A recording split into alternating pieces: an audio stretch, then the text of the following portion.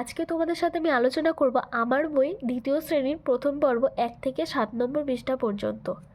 তো প্রথমে দেখো 1 নম্বর পেজে 3টি বালক ঘুড়ি ওড়াচ্ছিল, আর 2 নম্বর পেজে কিছুই নেই, পুরো সাদা পৃষ্ঠা ছিল। বনের পথে আলিবাবা কষ্টিতে পথে আসে, ঘন বনে এগোনো শক্ত। আলিবাবা কখনো কখনো এ পথে আসে, ঘন বনে এগোনো শক্ত। ডালপালায় ধাক্কা দিয়ে ঘোড়া এগিয়ে চলে, শুক্লা তিথির চাঁদের আলোয় ভাসছে চারপাশ। ভয় হয়, বনের পথ না জানলে বিপদ, তবে মাথায় সবসময় ঘোরে সেই চিচিংফাক। চিচিংফাক বলেছে কারণ এটা হচ্ছে আলিবাবা আর 40 চোরের একটি গল্প, সেখানে চিচিংফাক বললে গুহার দ্বার খুলে যেত।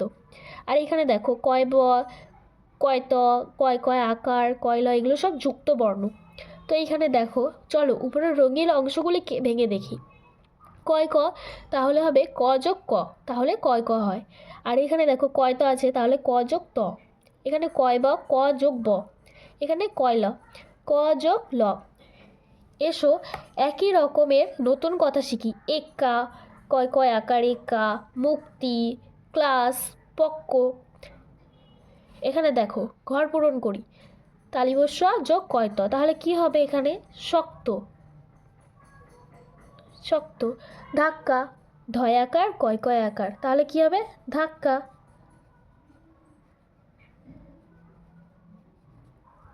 তো আমাদের 3 নম্বর পেজ হয়ে গেছে।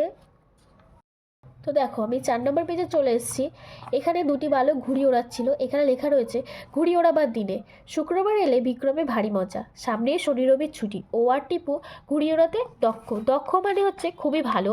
ঘুড়ি ওড়ানোয় ওদের সমকক্ষ কেউ নেই, মানে ওদের সমান সমান ঘুড়ি ওড়ানোর কেউ নেই। চলো উপরের রঙিন অংশগুলিকে ভেঙে দেখি।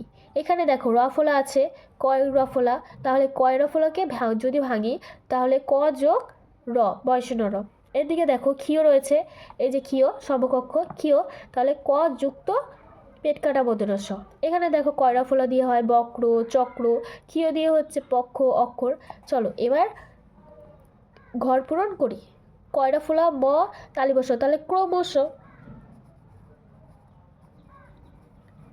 এখানে ক্রমশ। এখানে আছে স, দন্তের স, ক্ষীয় যোগ ম, তাহলে সক্ষম।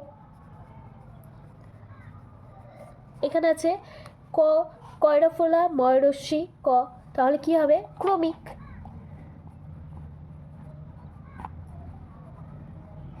এখানে আছে শিক্ষক, তালিব স্বরস্যি যুক্ত ক্ষীয় যুক্ত ক, তাহলে কি হবে শিক্ষক।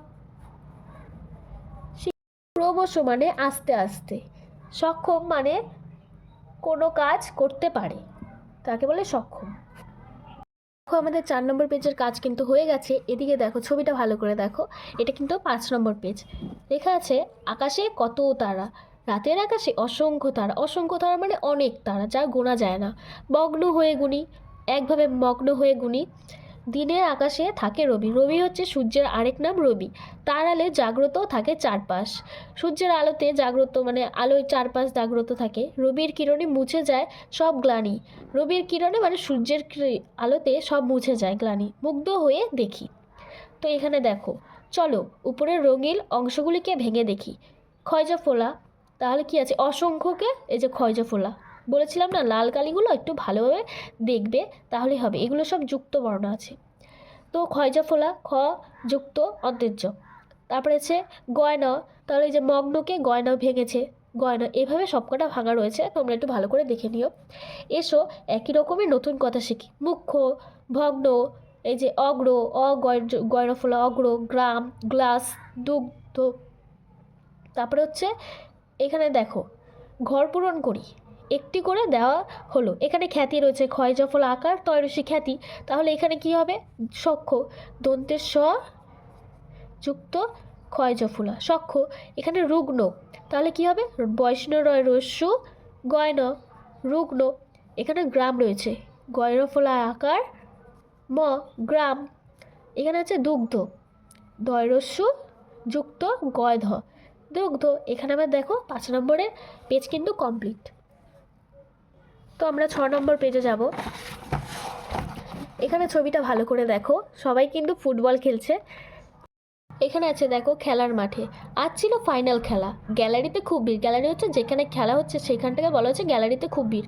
দিক বিদিক থেকে লোক এসছে, অনেক দূর দূর থেকে লোক এসছে। কোনো দলেই গোল করতে পারলো না। খেলা শেষে দু দলকে যুগ্ম বিজয়ী ঘোষণা করলো। যেহেতু দুজনের কেউই গোল করতে পারছিল না, তাই দুজনকেই যুগ্ম বিজয়ী মানে দুজনকে বিজয়ী ঘোষণা করা হলো। একজন আহত হওয়ায় খেলায় বিঘ্ন ঘটেছিল। এই যে দেখো, একজন আহত হয়েছে, তাই খেলায় বিঘ্ন ঘটেছে।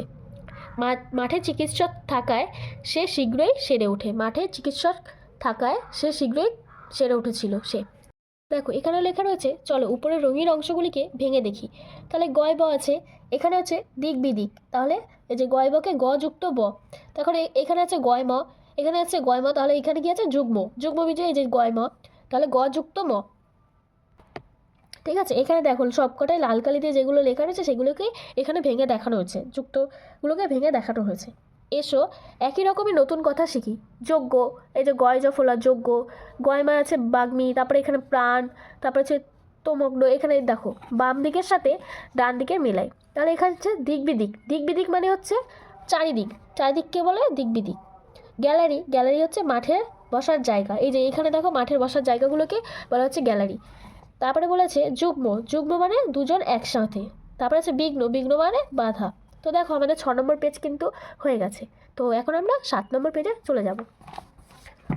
7 নম্বর পেজের ছবিটা একটু ভালো করে দেখো তোমরা। এখানে রয়েছে নাও চলেছে। নাও মানে হচ্ছে নৌকা। ওই ভাসে ময়ূরপঙ্খী নাও। এটা হচ্ছে ময়ূরের মতো দেখতে, দেখছো, এটার নাম হচ্ছে ময়ূরপঙ্খী নাও।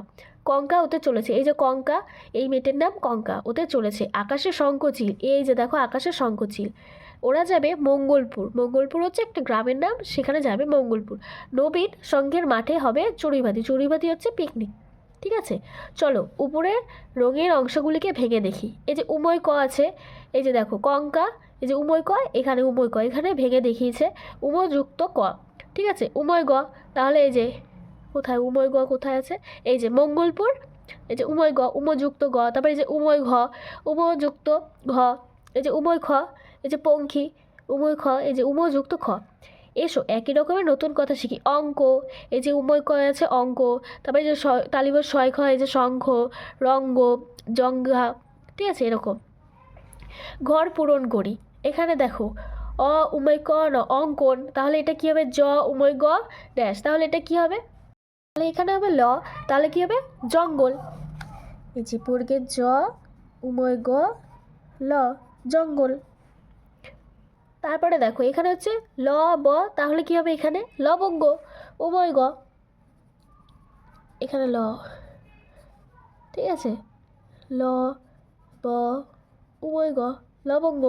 এখানে আছে ল ড্যাশ ন, তাহলে কি হবে লবণ, ল ব ন। তো আজকে দেখো 7 নম্বর পেজ আমাদের কমপ্লিট। তো আজকে 7 নম্বর পেজ অবধি করেছি, তো কালকে আবার 7 থেকে পরের পেজ অবধি করাবো। আজকের ভিডিওটা তোমাদের যদি ভালো লেগে থাকে তাহলে লাইক কমেন্ট শেয়ার করে আমার চ্যানেলটি নতুন হয়ে থাকলে সাবস্ক্রাইব করে আমার পাশে থেকো।